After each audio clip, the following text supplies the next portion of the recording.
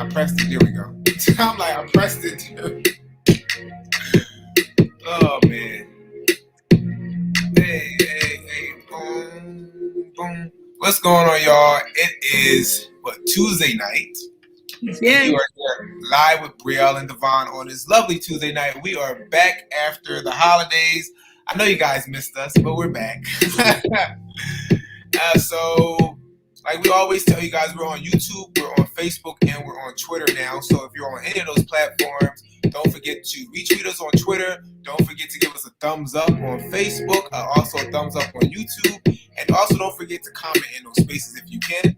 And if you're on YouTube, hit that notification bell so you'll know anytime we're going live. And if you're on Facebook, I guess just hit that like button. I don't know what else to tell you. But yeah, so we are glad to be back here on Tuesday. What's going on, Jaren? Jaren, what's up? And so I guess we gotta say Happy New Year too, because we ain't talked to the people since last year, right? So I don't know when you're supposed to cut off period is to say Happy New Year, but I'm gonna say it anyway. About this is my first time seeing you. Yeah, Happy New Year to everybody. Happy New Year. Thank you guys for believing in us. Thank you guys for coming back to join us. I know we've been away for a while, and you know, nowadays I understand how people's minds work where he said nothing much, Happy New Year. I know how people's mind work nowadays where once out of sight, out of mind, and if you go and people don't, it's hard to get them back. Yeah. So we're glad that, like you said, we're glad if you came back to talk to us. Hopefully everyone is going in the new year strong and feeling energetic, a new sense of life and, you know, new goals to crush and all that good stuff. So before we get into the topics and everything today, we wanted to let you guys know that over the time, like we didn't just take the time off, like we actually took the time to really try to get a grasp on what direction the show was going to go. So because we felt like when we started this in, you know, 2020, I think mid 2020, something like that. And back then it was like so much going on. It was just all the hot topics. It was just every day we had a topic. And then, you know, once that started trickling off, we kind of was going with the trendy topics, gossiping topics and things like that. And it was just too all over the place. Every week we were struggling for different topics because we didn't know where to go. We didn't have a direction. We did have some of our viewers come in and give us topics, but it was just it wasn't focused at all. So every week we found ourselves at a loss. So what we decided to do is we went to the drawing board and we was thinking of different topics that each one of us enjoy. And then hopefully you guys enjoy as well. So even if we don't have an audience for a particular day, we would have something to talk about. And it would be something that we could always find topics for. So our new direction, you guys, is going to be, drum roll, we're going to be focusing, this channel is going to be focusing in a direction of health and wealth. So hopefully that doesn't sound too limiting, because if you really think about it and think about those topics, you can branch off into so much, right? But it's still keeping us focused, keeping a direction. And I feel like that's something that we're really both of us really enjoy those topics.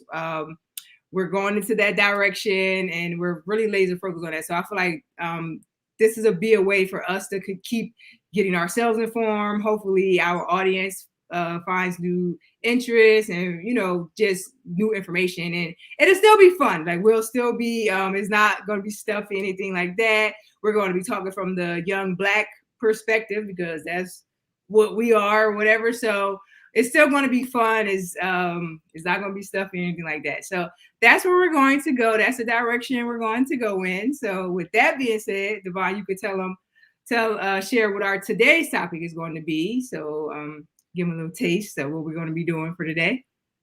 So today's topic, we're going to talk about this particular subject is why is it hard for Black people to do business together?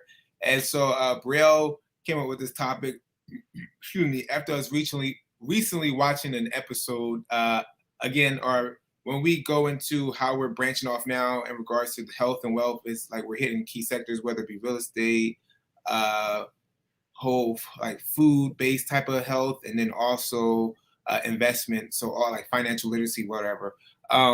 But we were intrigued by this show called Ladies Who List Atlanta. If you guys don't know, right now real estate is becoming very popular, and particularly it's becoming even more popular because now they have shows around it. So they have Selling Tampa. If you guys didn't watch it, it was on Netflix. It is a spinoff of Selling Sunset.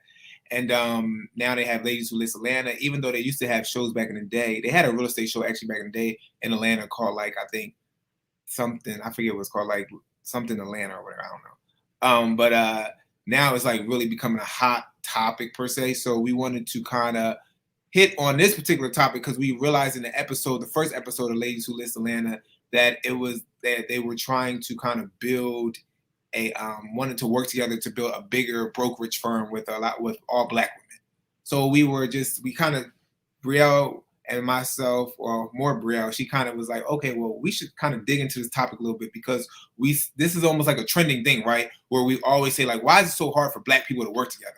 Why is it so hard for us to come together, create something big, similar to other ethnicities or other races per se? Like you have, Asian people they come from Asia, and they come to America. They create like the Chinese stores. They have these whole like Asian communities in Philadelphia and different cities around the world, like Chinatown, Koreatown, and Los Angeles, or and Jewish people have like their own sectors, blah, blah, blah. So why is it so hard for Black people? So we wanted to kind of dig into this a little bit, but also show you guys an overview of the show and talk a little bit about Ladies Who List Atlanta and give like a short synopsis around that. So I guess what we'll do first, should we show the trailer of Ladies Who List Atlanta and then get into this topic?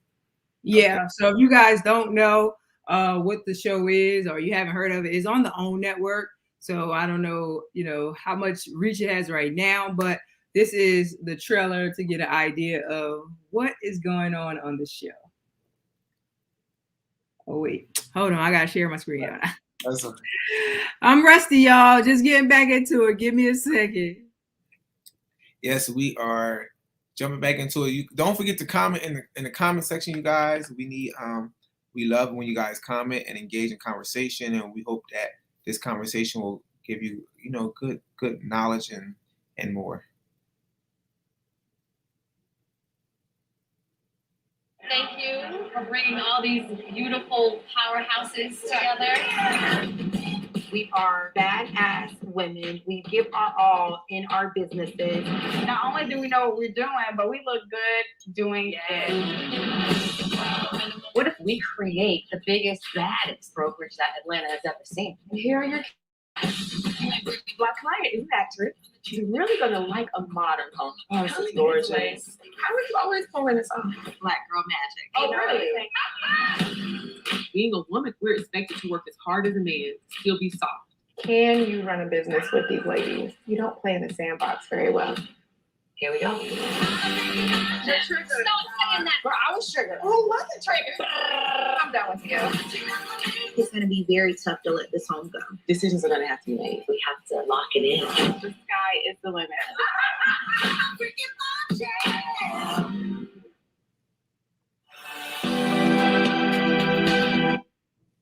So that is the trailer of Ladies Who List Atlanta. Like we said, the first episode premiered this Friday, and the second one will premiere, last Friday, and the second one premiered this Friday, 9 p.m. Eastern Time on the OWN network channel. And it just made us think as far as like, why is it hard for Black people to do business together? So, Brielle, you want to, I guess, do like a short overview in particular of the show and then kind of get into the topic? So yeah, so I was watching this. I also watched the do you remember the one that's on Netflix? Selling Tampa. Okay, Selling Tampa, yeah. So when I first saw Selling Tampa, I was so excited. Like I just love the whole concept of, Black women, selling real estate, because like what you were saying, like real estate is becoming hot. But it's not real estate is becoming hot, it's real estate is becoming hot within the Black community. Like most people haven't, like Black people really, unless you had like your grandmom who, owned the house from, generation to generation or whatever. But as an investment and, just real estate period is just becoming a hot topic within the Black community and the young Black community. So so when I watched that, I was so excited, but it was so drama filled, right?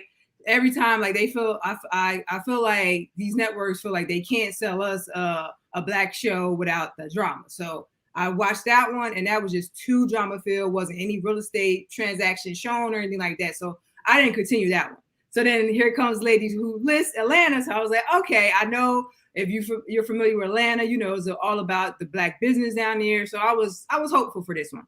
So I watched it and I enjoyed it. Like it is some drama a little bit, but overall they did show us some transactions. We saw the real estate agents showing houses. They showed the closing attorney. So they all, I like that too. Like they also show different careers within real estate. So everyone just, you know, most of these shows are just like real estate agent, go show the house or whatever. That's like 0.1% of real estate, right? So with this one, they have like 2 brokers, they have I think 2 real estate agents, and then they have 2 closing attorneys. Yeah. So I like that they had the different career paths within real estate. And then they also showed a transaction at the closing attorney's office. They also showed, you know, them showing the houses and things like that. So I like that. And one broker in particular, she came and she presented the idea that, you know, all of them are crushing it. Like all of them have like the $1 million listings. If you go on their Instagrams, they've been doing it for years. They had like the biggest listings in Atlanta, but they all work for white brokerage firms, right?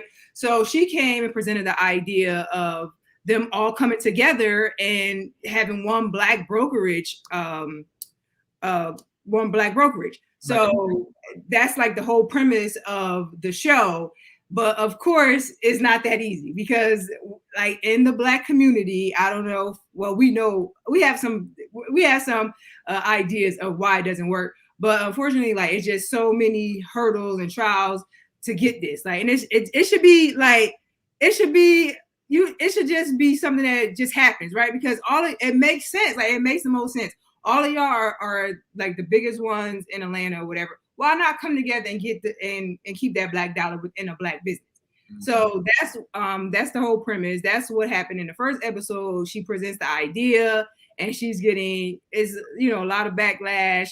It's a lot of cattiness. People basically don't want to do it because it's just like it's a struggle. It's two brokers that came, 2 brokers, and instead of the one broker who came together. The one broker who actually branched out and got her own brokerage, instead of her coming together with the other one, it was like, no, let me go and create my own. So it's just more competition where power, like our power is in numbers together, and we just can't get that idea out. I don't know, we just can't get it. Am I still here or am I freezing? You here? Okay, because it started breaking up on my end. What's going on, James? Hey, James, Happy New Year. We haven't talked to you since, well, I haven't talked to you. I think Devon might have talked to you, but Happy New Year, James. Haven't talked to you since then, so. What's going on? Let's go to what James said. He said, and whenever you try to do a black brokerage or anything, all black, that is a form of disruption and is problematic. Which is why that can't happen.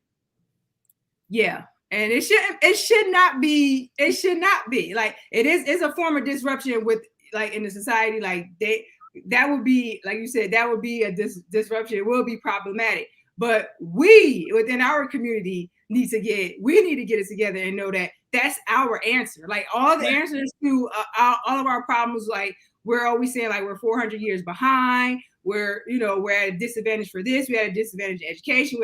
Like that is literally our answer. Like we have to come together because individually, our little pennies individually isn't nothing. Shoot, collectively, it's barely gonna put a dent in it, right? So just us individually is not gonna work. We've seen it over the years. Like it's not working. Like we have to come together and if for nothing, just to keep it circulating within our black communities versus us making money for everybody else instead of ourselves.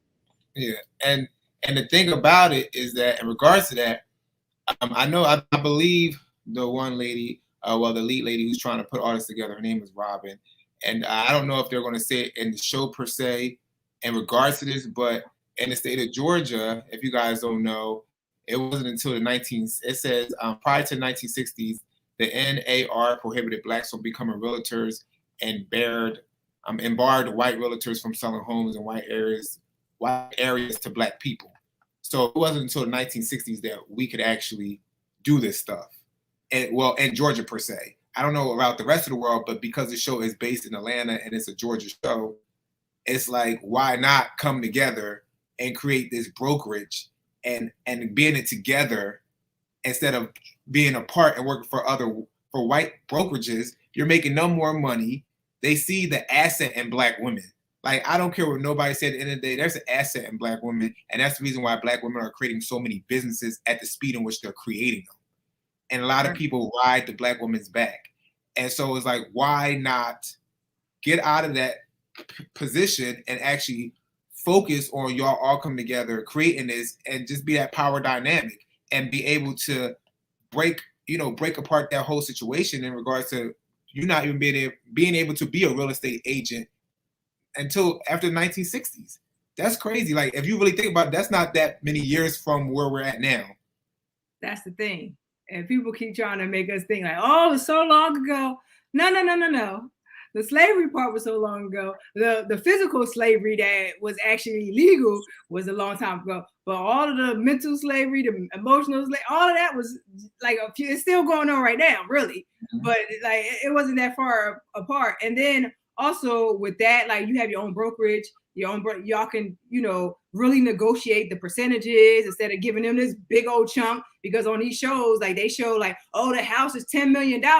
And everyone's thinking like, oh, shoot, that real estate agent got paid. But no. Like they got paid, but they could be getting paid, so much more. So it's just so many advantages and benefits too, if we could really pull off something like that. Yeah. Let me see. What's going on, Dion? He said, hey, Breezy and Devon, sorry I'm late. What's up, Cuzzo? Hey, Tanya. Happy New Year, cuz. Happy New Year, everybody. Good concept, but can't we all get along? Business is business. Put all that personal stuff aside. Exactly. Yeah, that's the thing.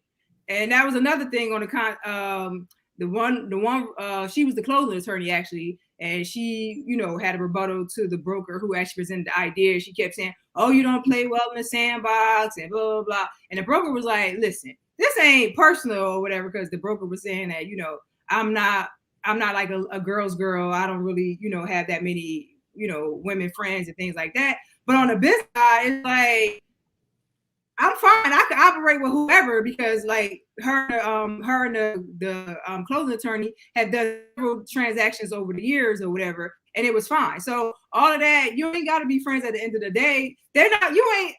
I guarantee they're not friends with the broker at the white brokerages that they're at. So we ain't that. We got to get over that too. Like you got to be friends and besties and all that. It'd be cool if we could, but like that's and then they no.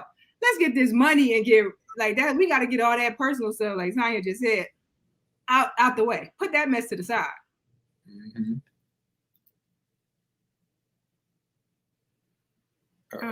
Are we clear? I keep saying I saw like a loading thing. Chime in, guys, if we're breaking up or anything like that. Yeah, I see it.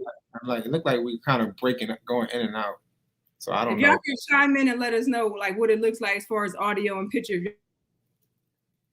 It's the thing about this technology. It look like we back now. Technology, man. Every time we be on the road, you guys, this happens. Right. What James said, he said, real estate is a very dangerous game for Black people because it is an asset that could potentially last forever. Redlining exists for a reason. And yes, I agree with Devon about Black women. Yeah, definitely.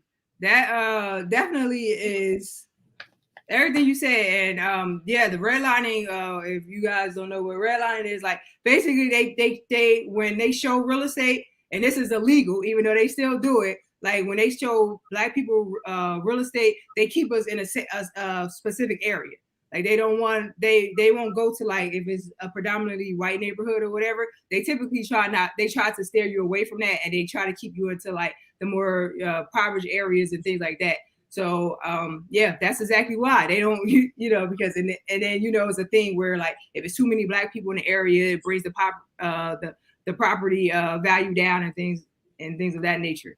So yeah, they like if we really got into this real estate game, like really, like instead of like buy the block up, instead of that just being like a hashtag or a cool saying, if we really did that, like Can you imagine, like, if in all these cities, especially these big cities, like we really did that? Even if it is in the hood or whatever, and then we really turned, like, if we was the ones to be doing the gentrification, I guess per se, like, we went in and we was the ones that could control these buildings, and it's crazy. It'd be crazy. What Tanya said, she said they are killing the game individually. Imagine what they could do collectively. Exactly.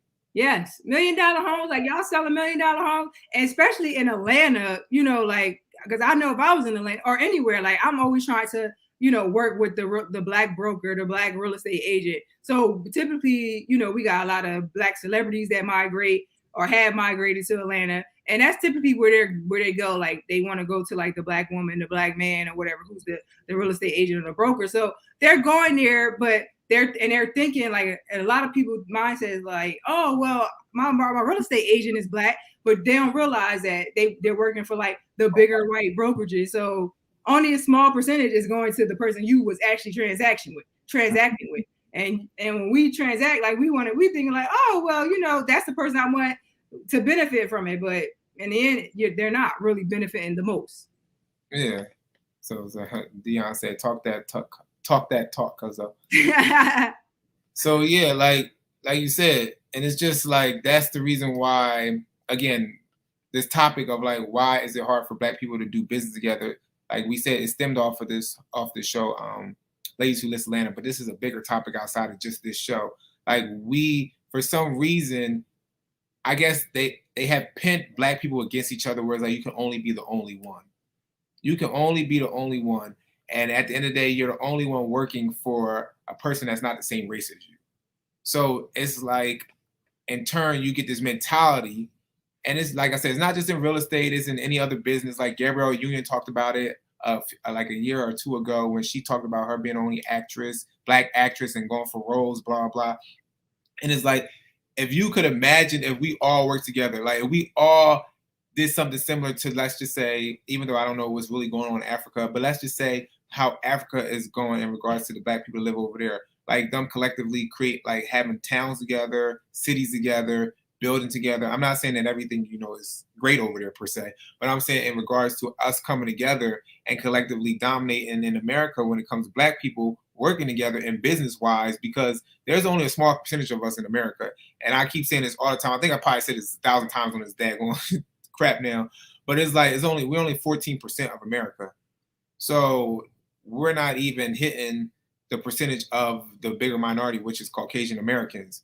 Like, so if we continuously always work separately from each other, we'll never be able to grow. That's why you don't see like quote unquote, even though they call Atlanta like Wakanda or whatever, what central for black people per se, there's still a overload of white Caucasian Americans working in Atlanta or in Georgia, and they own like these brokerage firms or whatever. So it's like, even if you might call this a city of so many black people being here or the town or the state, whatever, but at the end of the day, if you're still working under a Caucasian person or another minority, then how much success is really in quote unquote the Wakanda of Georgia? Right. And the majority of the black people still don't even like really live in Atlanta, right? They don't live in Atlanta. They can't even. So it's just a lot, and I just hate this because like we talk about this all the time, and it seems like such an easy concept because like we at one point black people did, you know, work together, share resources and things like that, but over the years, you know, it's been working against us. Like it's so much, you know, out there that works against, you know, the black unity, black family. Like is not really, you don't see any strong black family images in the media, on the news, on TV shows, movies, and things like that. You don't, like, everything is working against that. I don't even see like and I'm nothing against anyone or anyone's preferences or things like that, but like even on the commercials, I haven't even seen like a black family unit on there. Like it seems like they go so hard to just like show like a mix, like a black husband, white woman, or black woman, black, like it's just something that is like everything is so much is going against just showing a black, strong black unit. like in everything that we see and everything we consume. And then even with this, like shows like this would like the little drama that happened, it probably wouldn't even be that big, but they're, you know, magnifying the drama to show like, oh, you know, black women can't work together, black people can't work together. But it's like, if you really went into each person, like if you went to like a white meeting or Asian meeting and then you'll see them have disputes and things like that. But here it's just like, it's magnified. So it could be like, oh, see, that ain't gonna work. And then that gets into our heads like, yeah, girl, that don't work. We can't get work together. Or yeah, like it can work. Like it can work, but we just gotta stop like putting that negativity out there. Like, because I work with my friends. I have friends that like, you know, shoot, me and you are working together now or whatever. So like, and with, you know, music, I work with friends, like those are my friends first or whatever. So it can work, and you know, my black friends. So it works, but it's just not shown a lot. Yeah, but just like Tanya said, like business is business. And that's what sometimes I feel like as black people too, we are so emotional because us being in the world, us being in America, first of all, us being told that we've been inferior, us being, whether it be in school, because when you're in school, you're literally in the books, you're told, this is a Eurocentric world. You guys were slaves first, then you were beaten, then you were, you know, you were thrashed, you were in the 50s or whatever, you got the holes at you, the dogs attacking you. So it's like you're always hit with like all these downer points, right, in your life. And then you get out of school, and then it's like, because of the color of your skin, it might be hard to get a job, or it might be hard X, Y, and Z. So we have so much emotional baggage when we enter spaces that because of that, we can't really just hit that business is business type of mindset, because we follow business with like a personal thing. And we're triggered right away just because of just how we were raised in life and how we were taught from school to the setting in which you were growing up in, the environment, to how you move in the world, you know. And then again, they re-trigger you when they be like, okay, we're about to show these movies about slavery. So then you trigger it again. You're like, oh, I hate blah, blah, blah. So it's like, and so it's always this emotional baggage that keeps coming about being a black person in America per se. And because of that, when it comes to getting into business space, something happens, something so small, minute, it's like you're triggered. Boom. Like, you know, it's like, well, this is supposed to be business. You know, like me turning the light off or something, you know, I'm just playing around with it. But me turning the light off in a meeting per se, just to flash y'all to tell like listen up or something on and off, you're triggered that I'm turning the light on and off. Like, I don't know. It's just that emotional baggage sometimes that black people do come with. And that's why I feel like sometimes it's a little hard to do business. And like, is it impossible? No. Can we work together? Yes. But I feel like we gotta leave that personal part at the wayside and stick to the business part, because other races per se, when they enter those spaces, not saying that they don't have personal issues too, but they realize like, okay, even though I'm about to cuss you out, we're gonna argue back and forth across the table. Are you still gonna give my $1 million for this investment? You still, you know, like, but sometimes a black person might be like, well, I don't want to work with you because you took, like the girl on the show, I don't care for her because she wanted to pay $500 for all my thing, all the what she said, all the stuff that she wanted to hold. What was it? She wanted contracts. Yeah, all the contracts or whatever. She want me to pay her $500 for the contracts. It's like, well, this is a business transaction. You want me to do something for you.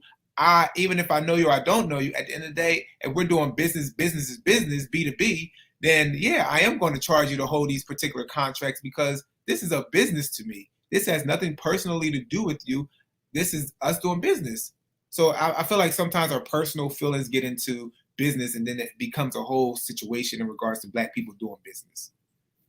Yeah, I think that's a good point. Like, I would say I agree and disagree with it, a few things. So I feel like with the emotion, I think that's kind of like a cop out, almost like when like people always say, "Oh, women are too emotional," or whatever. At the end of the day, everyone has emotions. Everyone, you know, I feel like with that, yeah, it's just a cop out. We all have emotions, but I think what you touched on at the end is the thing. Is with black people, when we transact with each other, we can dissociate personal versus business. I definitely agree with that. Like, you know, in the hood, like it's always the homie hookup. Like if you selling plates or whatever, it's like, well, man, we go way back. I can't get that plate for free.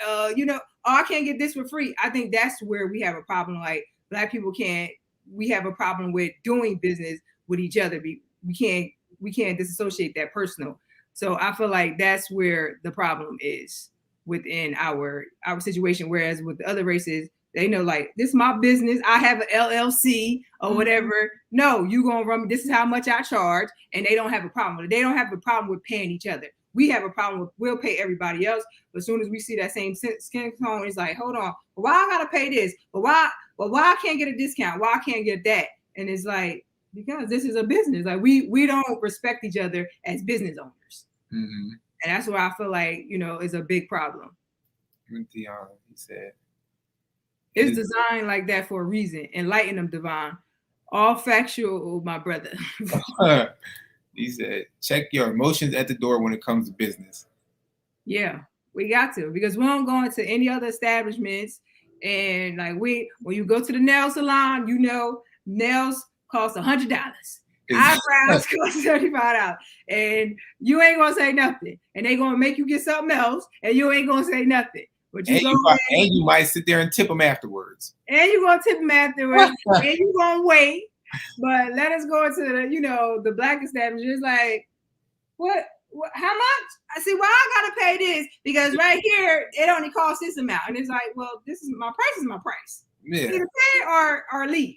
Exactly. And that's the same thing, you know, we're here, like you said on the show, you guys, the one broker, the one that was becoming it was one that's already a broker, and then one that was becoming a broker at the time.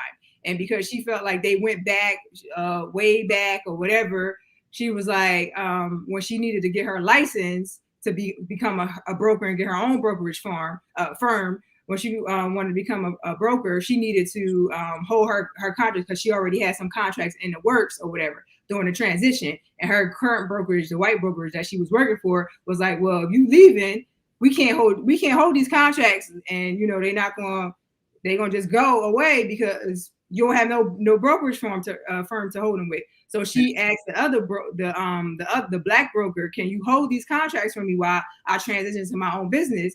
And that Black broker was like, well, for each contract, I need $500.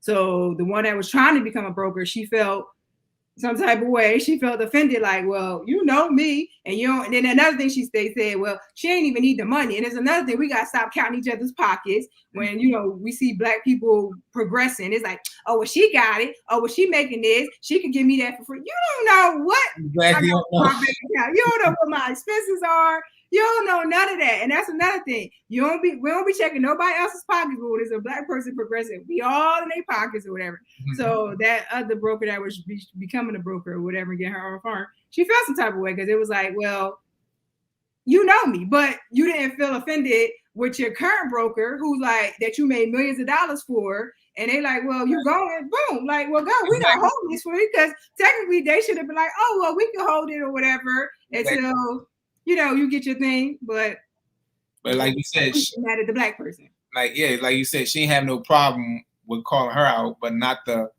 white guy. Mm-hmm.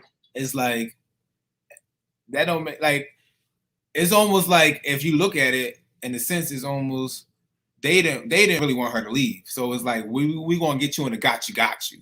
Right. Like you leave, blah blah blah or whatever. And again, just because she thought, quote unquote, the woman that's the brokerage, she was like, well, we're friends, so she'll do it. And it's that thing, like you said earlier, like the homie discount. Like, right. No, like this is business. Right. Like, I don't mind. Like, she didn't say I won't help you out. She said, of course, bring them over to me, but I'm going to charge you to hold such things. She didn't say, no, I don't want to help you. No, I don't want to work with you. Well, X, Y, and Z. Yeah, bring them to me, but there will be a fee because I'm holding contracts until, you know, things get settled. And I don't know how long it's going to take you per se to transition to make this happen. So right. It's almost like if you were to go to a storage place and store your car or store your clothes or whatever, you get charged to do such. Right. Like, I don't understand, but nobody complains about that. You don't dispute that. Like, that's what I'm saying. Well, let you see a Black face, you're like, wait, what? Come on now. We was in Miss Mabel class over here, homegirl. Like, we got to stop that. And even when I was I'm still in real estate, but I've been on pause for a minute. But even when I was, I had my properties in Jersey or whatever, I had people calling like, well, cause blah, blah, blah. Like, well, can you, rent is cost $2,000. Well, I can give you $1,200. I'm like, well, you can't, this is not how much it costs. I don't know. Like, this is rent. Like, you ain't negotiating. Like, I set this price for, and those wasn't the specific prices, y'all. But like, I set these specific prices for a reason. This is for me to cover my expenses, get my profit or whatever. This is not no homie discount on that. And I went through that a lot. And I was like, I never expected to go through that, like in real estate, because I could never imagine, like, when I went to like look at an apartment or a house or something, and they tell me the rent, I'm like, okay, well, the rent is the rent. Like, I never even thought about that.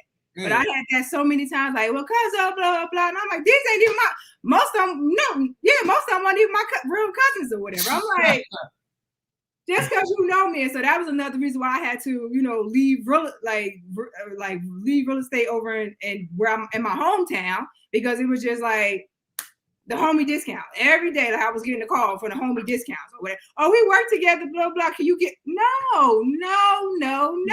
Like, stop it. Because and then when I would go and show houses like within, like, because in Trenton there was like a lot of Russian owners that lived in New York that owned that, and those places was like a whole bunch of them. Like, I would go and show like different apartments and stuff like that, and they was towed down, and the tenants would be like, oh yeah, he'll never fix up, blah blah blah. Not bothering them. As soon as they see a black, and that's why I would hate to like show my properties when I was there, because then it was like, oh, you the owner? Oh, well then can I? No, we not doing that. Well, can you, do this? Can you call blah blah and tell them that I really no, I'm not doing none of that. Like, so we gotta get out of that. And I don't know why.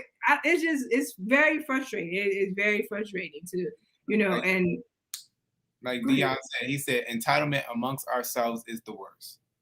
Yeah, it really is the entitlement. He said, what the hell is free? When you dealing when we dealing with our own, we want everything for free. It don't matter what it is.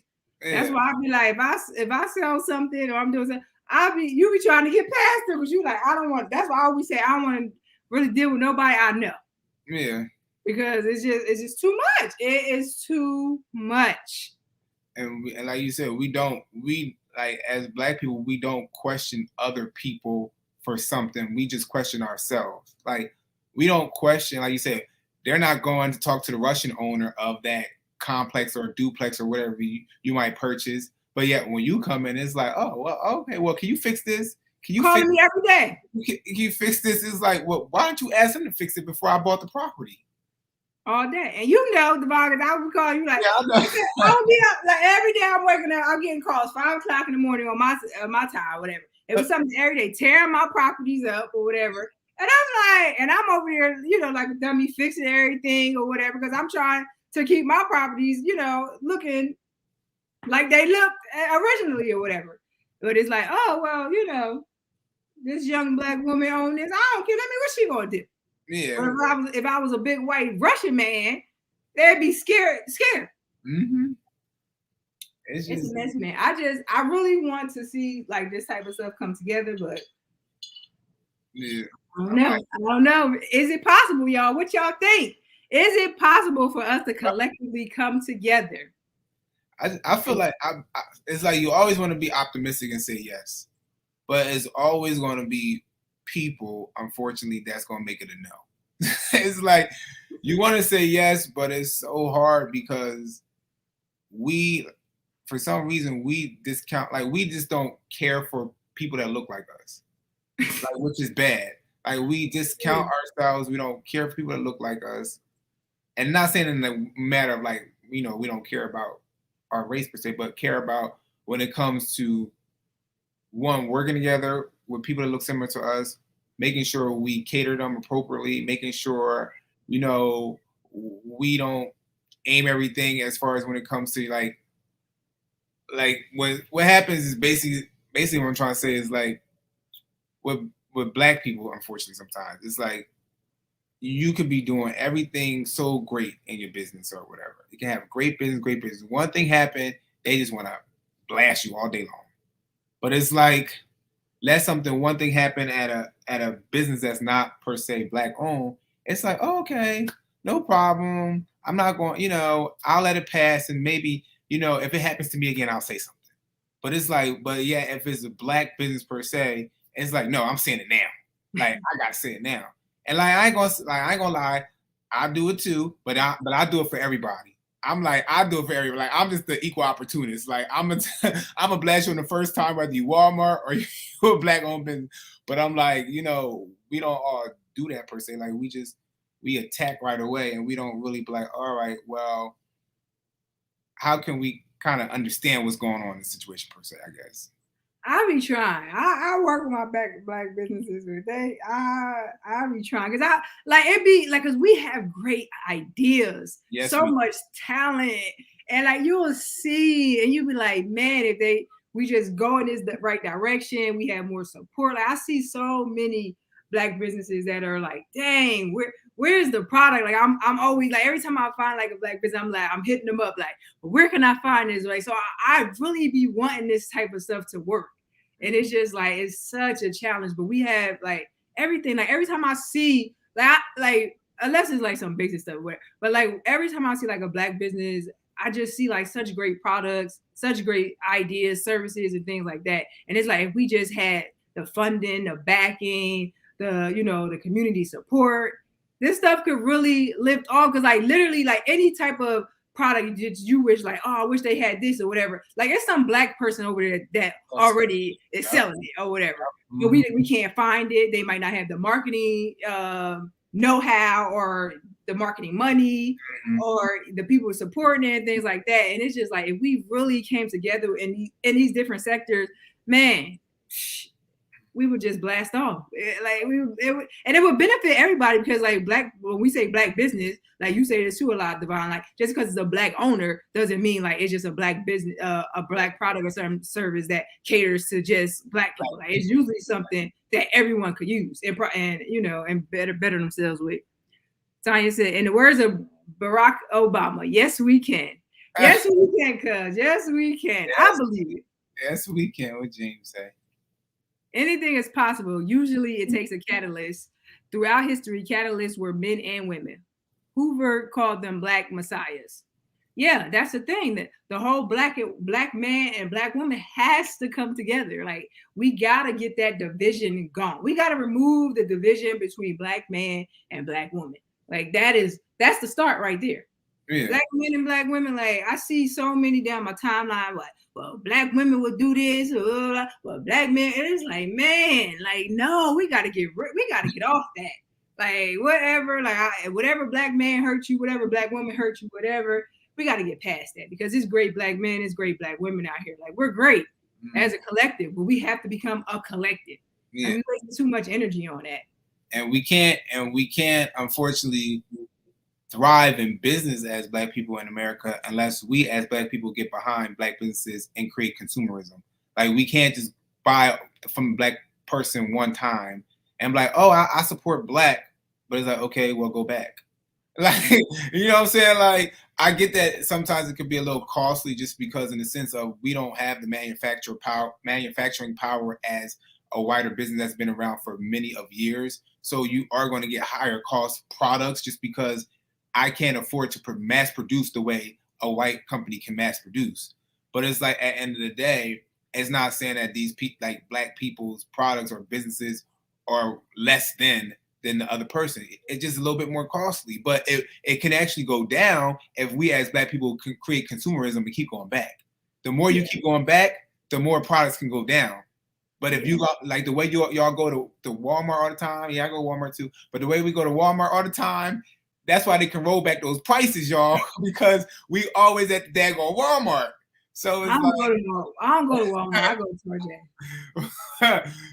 But that's why the prices can kind of roll, kind of go down. Like, you can go 1 week and the food might, well, not the food no more, but the clothes might be $20. Next week, go back, might be $18.99. I don't know, but it's like, but we got to create consumerism. And so Black people, we got to work together all around, not just in business, but also in consumerism. Like we have to support the Black community all around in order to create this massive movement where we as Black people can work together business-wise, but we also can create an economy within ourselves that we can then shift a greater economy. Because at the end of the day, I keep hearing all the time on the radio from the TV one lady, Kathy Hughes, Black people make, we've heard this over, they spend over $1 trillion, whatever, consumerism, X, Y, and Z, but yet it doesn't stay in our community, but like a couple hours. Like we buy. We don't do nothing else. We gonna buy. If we broke, we gonna buy. If we rich, we gonna buy. Like Black people gonna buy. We gonna the dollars be burning in our pockets. I don't know why, but we gonna buy. So it's like, okay, we gonna buy, like circulate with that within each other and within ourselves. Okay. Exactly. Like, let's make that happen. We got it's absolutely possible. Some of our people just need to not have training. I can't read y'all today. Some of our people just need to not have training on business. Have training. I think he meant to say have training. To have training. Oh, to have training. Okay. That's the issue, not talent. Talent is a God-given gift. Mm-hmm. Yeah. That's another thing. And that's gonna be one of our topics coming up too as well, about training in business and things like that. But yeah, that's a great point. Like we don't, we're new to this. This is most of our, most of us that haven't, had any type of training, like he said, or experience within business. We might not even seen a Black-owned business, even if we grew up in the hood. Like most of those businesses wasn't, Black-owned. It might have been a couple, but most of them. But depending on what time period you came up to. And the ones that were quote-unquote Black-owned, they wasn't official LLCs, if you get what I'm saying. They was Black-owned, but there wasn't a real LLC, if you get what I'm saying. Yeah. So, that's another thing. We got, like, it's possible. Like, I agree with all of you guys who said it's possible. I believe it's possible, but it's our first, our first time. Like, we're just really starting this, like, on a greater scale like this. Like you said, like, before it might have been one mom and pop store or whatever in the hood, in the corner, whatever. But, like, on a mass scale like this that we're trying to do, it really hasn't been done like this, especially not no real estate. Like I said, grandma might have owned the house, grandpa might have owned the house, but that was it. Wasn't like houses and things like that. So we just got to keep progressing. And, even if it is some drama, even if, Uncle such and such didn't come through and didn't come and repair the house or whatever you was trying to work with, blah, blah, blah, and that wasn't working. We just got to move on and just keep, keep progressing and keep the goal in mind. And if you guys were not here at the top of the hour, it's okay. Next time, be on time. But yeah, if you wasn't here at the top of the hour, we discussed that over the course of the time that we were gone, we were thinking of ways to move the show forward, and because we were at a standstill as far as topics and what direction to go. So over this time, we went back and forth with what topics we thought were of interest to us, and then hopefully of you guys as well. So our new direction is we're going to be focusing on health and wealth. So anything, and that's a big thing. Like, so don't think we tossed this out to a couple of people. It's like, well, we don't want it to be like, too stuffy. We want y'all to still talk about Black issues and things like that. So it will within that, as you can see today, like this is more like on the wealth path. We're talking about real estate, and we're talking about from a Black perspective. It's going to always be from a Black perspective because that's what we are. So we're going to be talking about, real estate investments, stock investments, plant-based eating, working out, and things like that. But it's going to be, it's so many topics. I don't want you guys to think that it's going to be, so too niche. It's not going to be, because if you really think about what relates to health and wealth, that's everything. Like health and wealth, like we're all chasing that. Like you got to be healthy in order to achieve anything.